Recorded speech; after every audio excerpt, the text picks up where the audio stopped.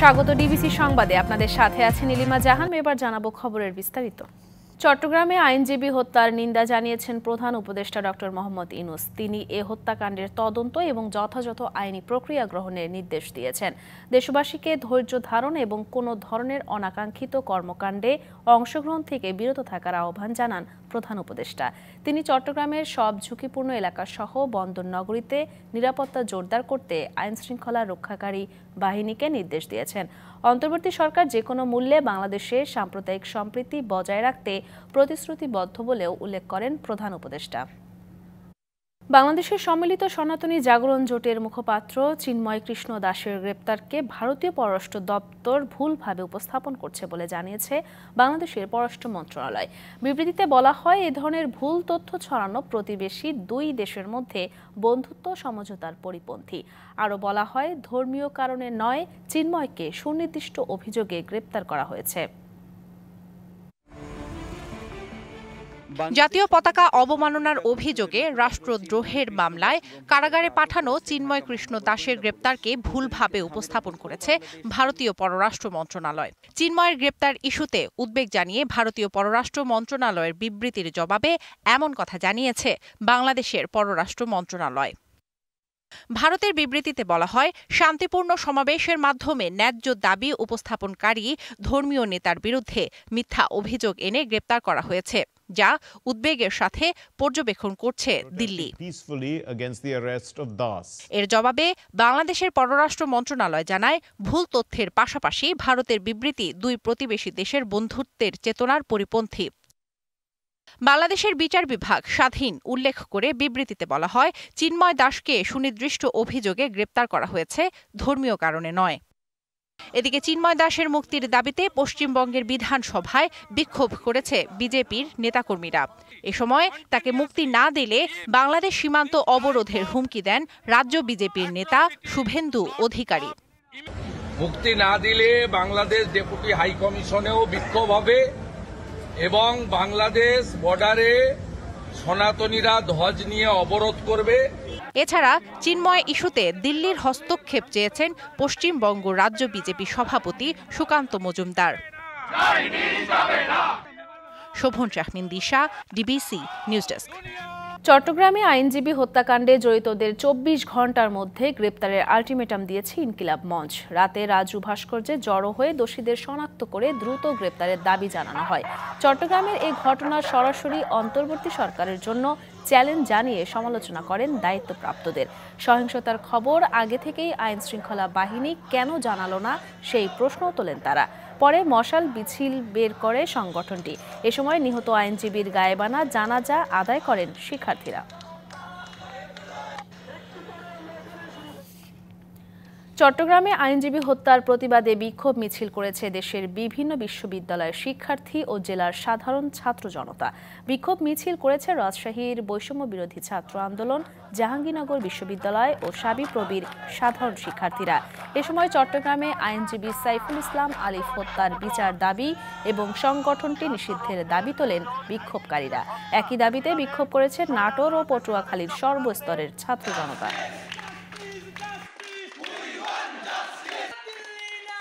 যে কোনো হুমকি থেকে গণতন্ত্রকে রক্ষা করার আহ্বান জানিয়েছেন বিএনপির ভারপ্রাপ্ত চেয়ারম্যান তারেক রহমান। রাষ্ট্র কাঠামো মেরামতের ৩১ দফা জনসম্পৃক্তি শীর্ষক সিলেট বিভাগীয় প্রশিক্ষণ কর্মশালার অনলাইনে যুক্ত হয়ে কথা বলেন তিনি। তারেক রহমান আরও বলেন, সব ষড়যন্ত্র মোকাবেলা করেই নিশ্চিত করতে হবে গণতন্ত্র। গণতন্ত্র আমাদেরকে এস্টাবলিশ করতে হবে। আমি প্রায় প্রতিদিনই বলছি যে একটি কিন্তু ষড়যন্ত্র হচ্ছে, কারণ যারা এই দেশ থেকে হাজারো লক্ষ কোটি টাকা পাচার করে নিয়ে গিয়েছে, আশেপাশের যে সকল দেশ বাংলাদেশকে ব্যবহার করে নিজেদের স্বার্থ রক্ষা করেছে, এই দেশে থেকে যারা জনগণকে ডিপ্রাইভ করে জনগণের অর্থ সম্পদ লুটতারাজ করে যারা ফেলে পোপে বড় হয়েছে, তারা কি বসে থাকবে? তারা অবশ্যই বসে থাকবে না।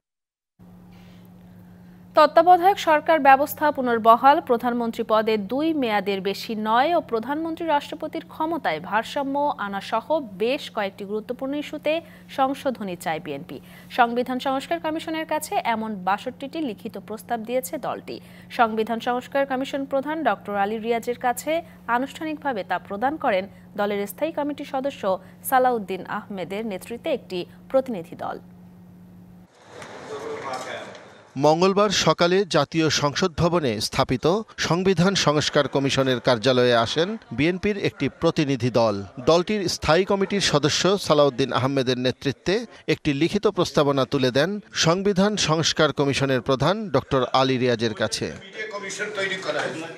পরে গণমাধ্যম কর্মীদের কাছে দলের প্রস্তাবনার উল্লেখযোগ্য বিষয়গুলো তুলে ধরে বলেন 62টি বিষয়ের উপর সংবিধানের সংশোধনী আনার প্রস্তাব দিয়েছে বিএনপি।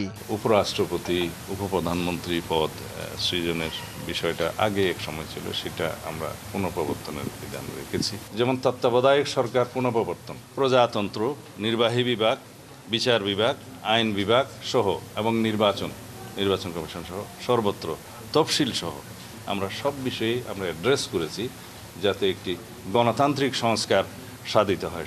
পরে সংবিধান সংস্কার কমিশনের প্রধান ডক্টর আলী রিয়াজ জানান, এরই মধ্যে ওয়েবসাইটের মাধ্যমে 47,000 মানুষ তাদের মতামত ও প্রস্তাবনা দিয়েছেন। পাশাপাশি 28টি সংগঠন, 23 জন সুশীল সমাজের প্রতিনিধি, 5 জন সংবিধান বিশেষজ্ঞ, 10 জন তরুণ চিন্তাবিদের কাছ থেকেও মতামত নিয়েছে কমিশন।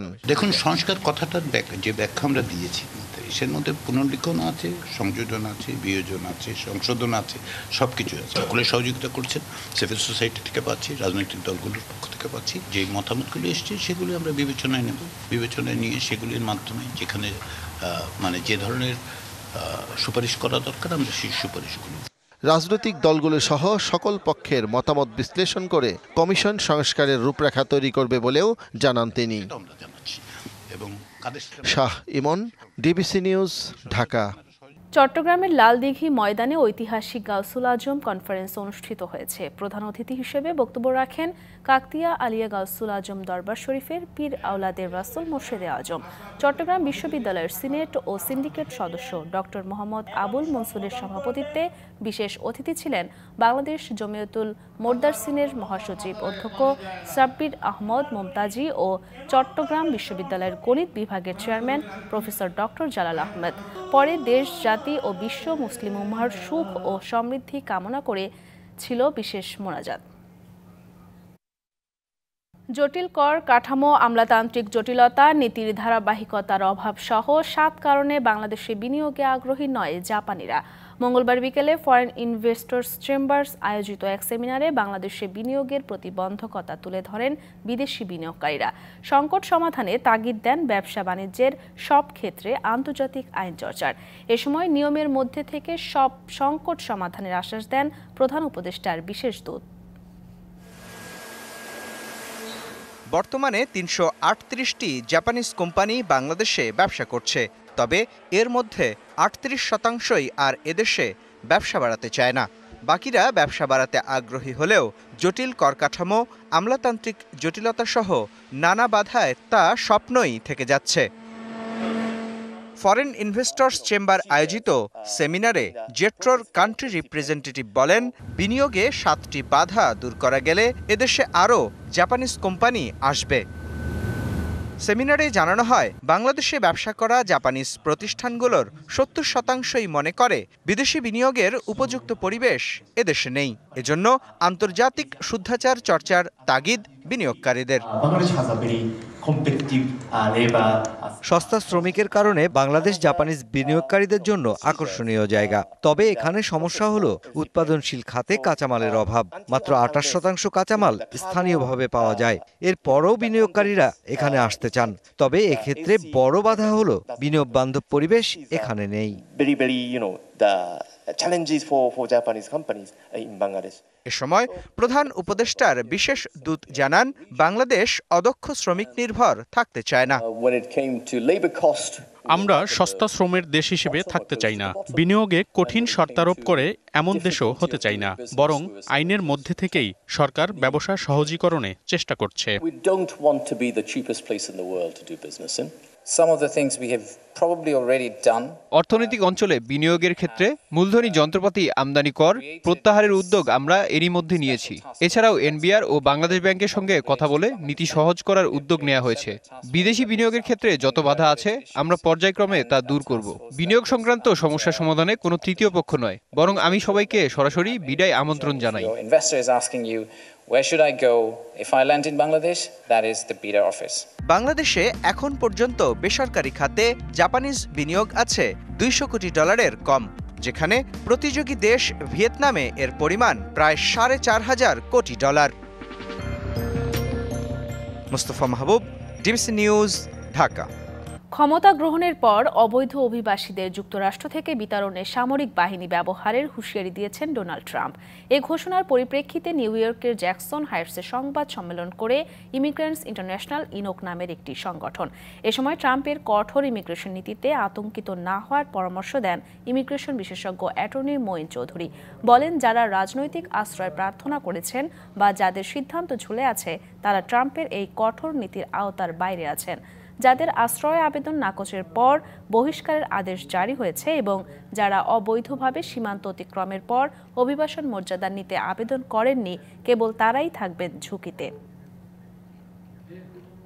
ইলিগ্যাল এবং আনডকুমেন্টেড। ইলিগ্যাল বলতে কাদেরকে বোঝানো হয়?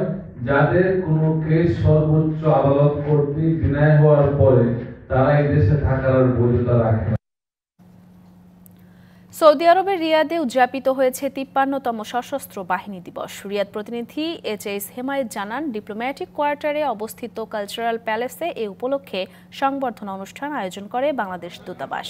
প্রধান অতিথি ছিলেন সৌদি আরবের প্রতিরক্ষা মন্ত্রণালয়ের major general Ali bin Hamad Al Juhani. Bangladesh দূতাবাসের charge d'affaires SM Rakibullah ও ব্রিগেডিয়ার জেনারেল মোহাম্মদ রেজাউল করিম প্রধান অতিথিকে নিয়ে কেক কাটেন। এ সময় সশস্ত্র বাহিনীর বিভিন্ন কার্যক্রম নিয়ে নির্মিত তথ্যচিত্র প্রদর্শন করা হয়।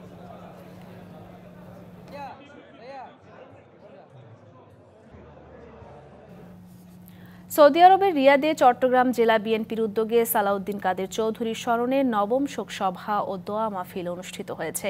রিয়াদ প্রতিনিধি এইচ হেমায়েত জানান, মোহাম্মদ সেলিমের সভাপতিত্বে দোয়া মাহফিল পরিচালনা করেন মোহাম্মদ আলমগীর। মাহফিলের প্রধান অতিথি হিসেবে ভিডিও কনফারেন্সে বাংলাদেশ থেকে যোগ দেন সালাউদ্দিন কাদেরের ছেলে হুম্মাম কাদের চৌধুরী। প্রধান বক্তা ছিলেন প্রবাসী চট্টগ্রাম জেলা বিএনপির উপদেষ্টা কারি আব্দুল হাকিম। বিশেষ অতিথি ছিলেন মতিউর রহমান মতি ও সহ সভাপতি জিল্লুর রহমান। ওমান প্রবাসী ইয়াসিন চৌধুরীর বাড়িতে হামলা, ভাঙচুর, অগ্নিসংযোগ ও 2টি অস্ত্র মামলায় আজিজুল হক গ্রেপ্তার হওয়ায় মিষ্টি বিতরণ করেছেন প্রবাসীরা। ওমান প্রতিনিধি ফোরকান মাহমুদ জানান, প্রবাসীর বাড়িতে অগ্নিসংযোগকারী আজিজুল হককে গ্রেপ্তার করায় অন্তর্বর্তী সরকারকে ধন্যবাদ জানিয়েছেন ওমান প্রবাসীরা। এর আগে ওই প্রবাসীর বাড়িতে হামলা ও অগ্নিসংযোগের প্রতিবাদে ওমান দূতাবাসে স্মারকলিপি দেওয়া হয়। তারা বলছেন, রেমিটেন্স যোদ্ধারা দেশের অর্থনীতিতে গুরুত্বপূর্ণ ভূমিকা রাখছেন। কোনো প্রবাসীর বাড়িতে হামলা, ভাঙচুর ও চাঁদা দাবি করলে প্রবাস থেকেই প্রতিবাদ জানানো হবে। ডিবিসি সংবাদে এই ছিল এখনকার মতো। ডিবিসি নিউজের সংবাদগুলো পড়তে ভিজিট করুন dbcnews.tv আর ভিজিট করুন ডিবিসি নিউজের ফেসবুক পেজ এবং ইউটিউব চ্যানেল। ডিবিসির সঙ্গেই থাকুন।